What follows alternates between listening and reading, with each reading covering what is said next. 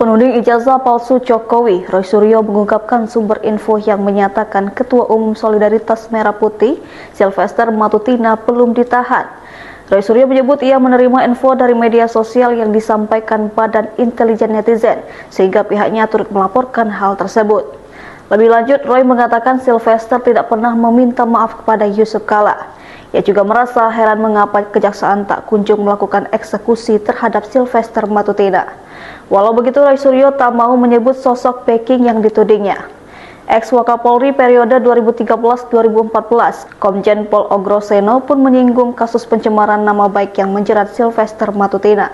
Jenderal Bintang 3 itu berkomentar melalui akun Instagram pribadinya, ia heran mengapa terpidana bisa menjadi komisaris. Ogroseno juga menyenggol para ternak Mulyono atau biasa disingkat Termul, sebutan para pengikut keluarga Joko Widodo. Menurutnya, popularitas Sylvester belakangan ini yang kerap tampil dan berseteru dengan Roy Suryo CS terkait isu ijazah palsu Jokowi justru membuka tabir kelam masa lalunya.